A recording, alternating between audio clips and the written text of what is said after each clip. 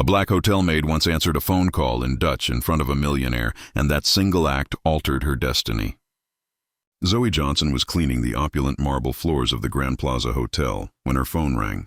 A strict violation of manager Richard's rules, but she recognized the number. It was the university calling about her long-awaited scholarship for a master's in linguistics after 6 failed attempts.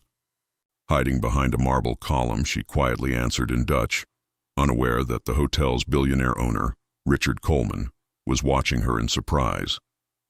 Within minutes, she was reprimanded by Richards and punished with transfer to the exhausting convention center bathrooms, a familiar display of double standards where white staff freely broke rules without consequence.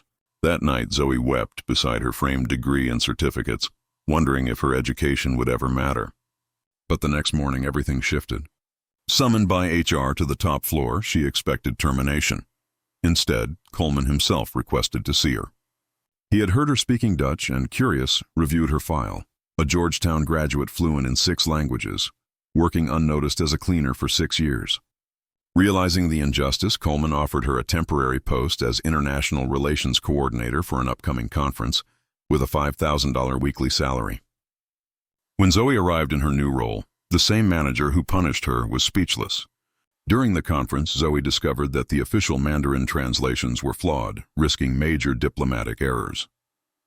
She corrected them expertly, exposing how the director of operations, Whitmore, had been awarding inflated contracts to his unqualified niece.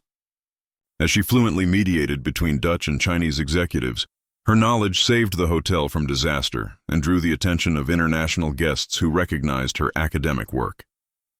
Coleman quietly launched an internal investigation, uncovering systematic discrimination and nepotism within his management ranks. The revelation culminated in a tense board meeting where Whitmore and Richards were exposed for rejecting qualified minority employees while enriching relatives through fake contracts. Coleman publicly thanked Zoe for saving the company's reputation, announced Whitmore's firing, and promoted her to Global Director of Internal Communications, overseeing all multilingual operations. For the first time, the invisible woman of the hotel stood on stage.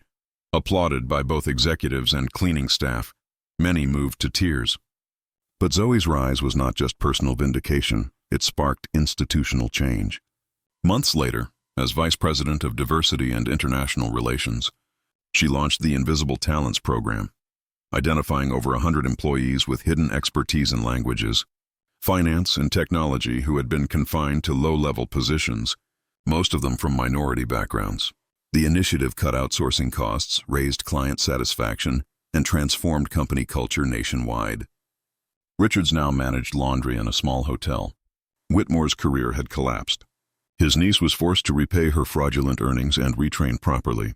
Meanwhile, Zoe created scholarships for hotel workers and their children, ensuring others would not be silenced by prejudice. In a live company broadcast, she shared how her mother, once a maid with a college degree, had inspired her to keep going despite being made invisible. "Our worth isn't defined by their recognition," she said, her voice steady but full of emotion. Her story proved that talent exists everywhere. What's missing are open doors. True justice, she realized, is not just exposing discrimination, but rebuilding the systems that allow it. 6 months after that life-changing call in Dutch, Dr. Zoe Johnson stood in her Manhattan office, gazing out at the skyline, her journey complete yet just beginning. A living reminder that one act of courage can expose injustice and transform an entire industry.